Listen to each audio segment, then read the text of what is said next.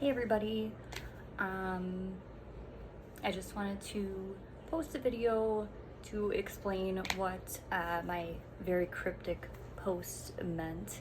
I am sitting on my bedroom floor. One, because everyone who knows me knows I enjoy sitting on my floor, but more so because the dishwasher is running and I didn't really think this through. Okay, so let's get to it. If you don't want to hear personal details about me or my body, let's stop listening now. Okay, so as many of you maybe know, I have had precancerous cells in my cervix for about 5 years. I first had a procedure to remove part of my cervix in 2020. And for about 3 years, everything was looking pretty good. And then in the end of 2023, I had to have a second procedure, the same one, just a different area of my cervix. Sorry, Jack is acting out, as you can see. So I had to have a second, it's called a LEEP procedure, okay? Well, 6 months later, we found out, oh my God, that my precancer cells were back pretty much the exact same before I had my procedure. So for the past like year and a half, I've gone in every 4 months to have my to have my cells checked, because it's been basically, I'm at the level here. This is cancer, this is precancer, I am right on the edge. And so my gynecologist says, let's just keep an eye on it, okay? So that's what I've been doing for the past year and a half. Things have been okay, they haven't changed much, yada yada. So in January, I had my check and everything was still pretty good. Well, my check in May, my doctor called me, and that's how I knew something was maybe wrong. Especially when he said, I want you to come in and meet with me in person to talk about what we can do. And I'm like, oh shit, okay. So I had that conversation with him yesterday. And essentially what he told me is I have two options at this point. And okay, you're driving me nuts. The two options I have are basically dependent upon if I ever want to have children or not. Now, I'm 35.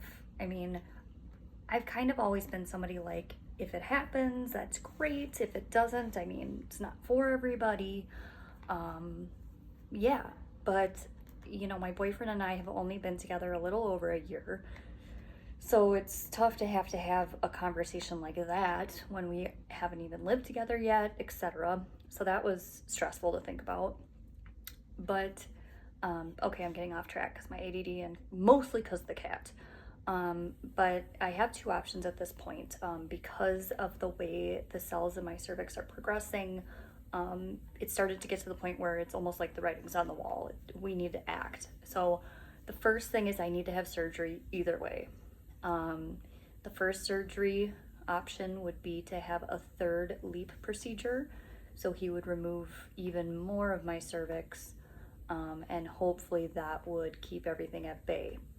During that procedure, he would have to put what's called a, I'm gonna butcher this, Kirkler? I don't even know.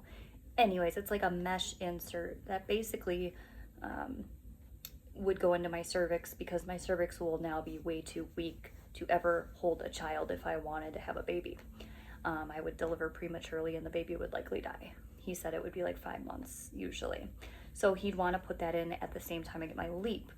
Now, there's not really any, well, there are, of course, risks with everything, but he told me the main thing would be I'd have to have a C-section no matter what if I wanted to have a baby, because me naturally giving birth is no longer an option, which I'm not really that worried about, right?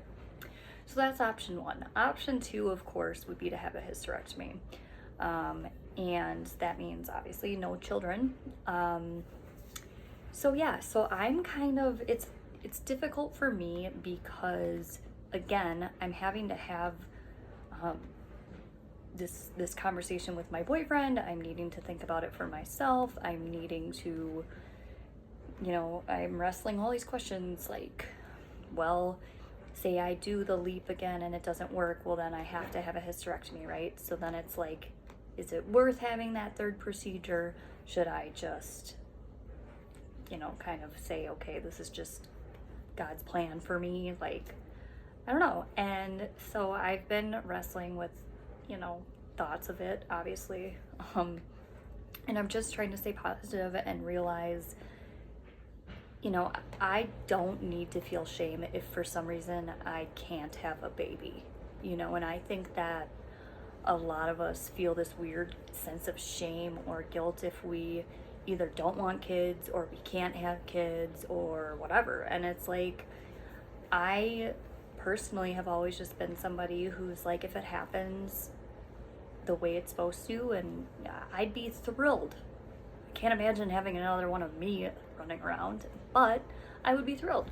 But at the same time, I've never really met anyone worth procreating with. Some of my last boyfriends, I would have never wanted to have kids with them, to be honest with you. And I'm glad I didn't. But it's just one of those things where when you are faced with, you have to make a choice and you have to make it quickly, that's when things start to get a little scary. So I just wanted to let you know, things are fine. It's more so I'm just wrestling this decision. I'm gonna have to have surgery, which isn't fun, of course. I just had surgery last summer on my schnoz. So yeah, so what I'm hoping for is just